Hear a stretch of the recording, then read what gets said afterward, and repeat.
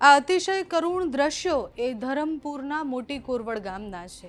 આવા અનેક દ્રશ્યો દર ઉનાળે સામે આવતા હોય છે અને દર ઉનાળે આ જ વાત કરતા હોઈએ છીએ કે આદિવાસી વિસ્તારોમાં હજુ પણ ત્યાં બોર્ડ લાગેલા છે કે વિકાસની એન્ટ્રી અહીંયાથી બંધ છે।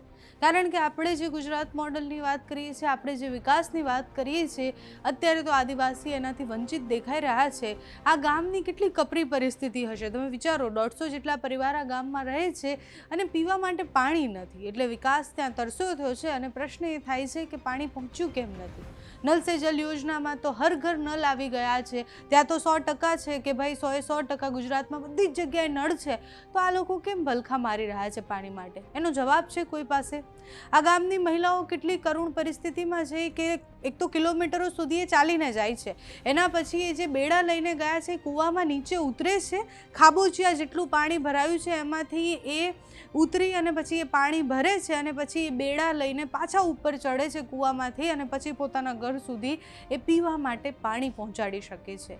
તમે વિચારો કે પીવા માટે પણ આટલું જ પાણી છે એમની પાસે। ઉનાળામાં હોળી પછી આ પરિસ્થિતિ આવતી હોય છે, વાત ત્યાંના સ્થાનિક લોકો દ્વારા કરવામાં આવી છે અને દર વર્ષની આ પરિસ્થિતિ છે। એવું નથી કે આ વર્ષે ગરમી પડી છે અને આ વર્ષે તકલીફ છે। હજુ પણ આદિવાસી છેવાડાના વિસ્તારો એવા છે કે જ્યાં પાણી નથી પહોંચ્યું। આપણે ભલે કેટલી પણ ગુજરાત મોડલની કે નલ સે જલની વાત કરતા હોઈએ, આપણે સ્વીકારવું પડશે કે એમાં કૌભાંડો થયા છે, નળ પહોંચી ગયા છે, જલ ઘર સુધી નથી પહોંચ્યા, કિલોમીટરો સુધી ડુંગરોમાં રહેતા એ લોકો સુધી પાણી નથી પહોંચ્યા। અને પાણી તો તમે નલ સે જલ ના આપો તો કંઈ નહીં, પણ એવી વ્યવસ્થા તો ઊભી કરો એમના માટે કે એ લોકો પીવાનું પાણી લાવી શકે, એમને એના માટે કૂવાની અંદર ન ઉતરવું પડે। પણ હવે એ જવાબદારી કોણ લેશે એ તો ખબર નથી। અત્યારે તો ગામના જે લોકો છે એની પ્રતિક્રિયા સામે આવી છે, એના પર પહેલાં નજર કરીએ। अभी वहाँ पे क्या है सर, वो जो हमारा बेरस्ता मोटी परसेंट बेरस्ता फलिया है, वहाँ पे जो मेरा कुएं में पानी अभी होली के बाद सूख गया है।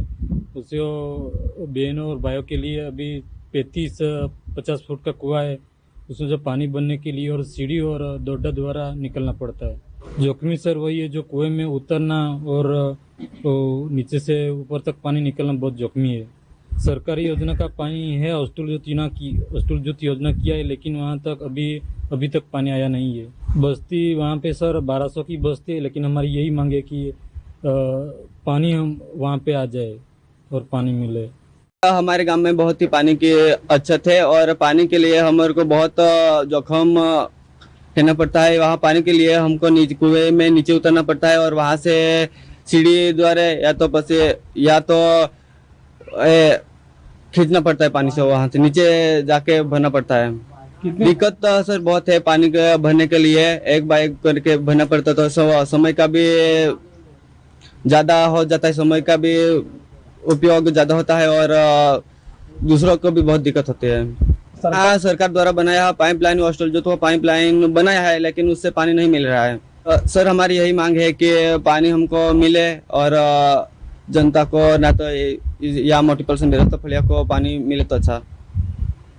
पानी के लिए कुएं पे वो इतने घड़े लेके बैठे हैं, वो उतने 2-3 घंटे से रात को भी बैठते हैं, एक आदमी 2-3 घंटा बैठता है उतर कर और जीव जोखिम में डालकर वो है ना पानी निकालते हैं। अभी यहाँ सरकार कोई देखता नहीं है, कोई भी कर्मचारी देखता नहीं है, तो हमारी ये समस्या बहुत बढ़ के जा। ગામના લોકો સિવાય આદિવાસી પ્રતિનિધિઓ પણ ખૂબ બધા છે, એટલે જ્યારે સવાલ કરવાનો સમય આવે ત્યારે એ જ નેતાઓ સામે સવાલ થતા હોય છે જે વિસ્તારમાં ફરતા હોય કે પછી એવું કહેતા હોય કે અમે આદિવાસી માટે કામ કરીએ છીએ, અને એ નેતાઓ શું કહી રહ્યા છે એ પણ ખૂબ મહત્વનું હોય છે। ચૈતર વસાવાએ આ વિષય પર જ એક ટ્વીટ કરી છે, એટલે તમને આ ફોટો દેખાતો હશે, આ વિડીયો છે, એને આ વિડીયો મૂક્યો છે અને એના ઉપર જ ચૈતર વસાવાએ ટ્વીટ કરીને લખ્યું છે કે देश में गुजरात मॉडल के नाम पर ढिंढोरा पीटा जाता है, लेकिन सच्चाई यह है कि गुजरात में आज भी ऐसे कई आदिवासी इलाके हैं जहां पे आज़ादी के 78 साल बाद भी सड़क, बिजली, पानी और शिक्षा जैसी बुनियादी सुविधाएं उपलब्ध नहीं है। એટલે એવું સ્પષ્ટ કહી રહ્યા છે કે આઝાદીના 78 વર્ષ થઈ ગયા છતાં પણ આદિવાસી વિસ્તારો અનેક એવા વિસ્તારો છે કે જ્યાં પીવાના પાણીથી લઈને રસ્તાથી લઈને આપણે એવા કેટલા દ્રશ્યો જોયા છે કે અમે તો અહીંયાથી ગ્રાઉન્ડ પર પણ અમારી ટીમ ગઈ હતી કે જેમાં મહિલાને જોડી કરીને લઈ જવી પડે છે માત્ર એટલે કારણ કે રસ્તા શકતા નથી, એમ્બ્યુલન્સ નથી પહોંચી શકતી, અને પછી મહિલાને જોડી કરીને લઈને જાય, કાં તો બાળકનું મૃત્યુ થાય, કાં તો મહિલાનું મૃત્યુ થાય. અને કારણ શું? તો રસ્તા જ નથી. ત્યાં 108 કેવી રીતના પહોંચે, એની ડિલિવરી કેવી રીતના થાય? ઘણી બધી વાર રસ્તા વચ્ચે ડિલિવરી થઈ જતી હોય છે. એટલે આ પરિસ્થિતિઓ જોતાં આપણને એવું લાગે કે આ લોકો જે ખરેખર આપણે એવું કહેતા હોઈએ છીએ કે છેવાડાના ગામ સુધી વિકાસ પહોંચે ત્યારે એને વિકાસ કહેવાય, તો આ છેવાડાના ગામ સુધી વિકાસ પહોંચ્યો છે? એનો જવાબ આપણી પાસે છે. આ લોકોને ત્યાંથી લાવશે કોણ બહાર? એટલે આપણે હાથ લાંબો કરવાનો છે.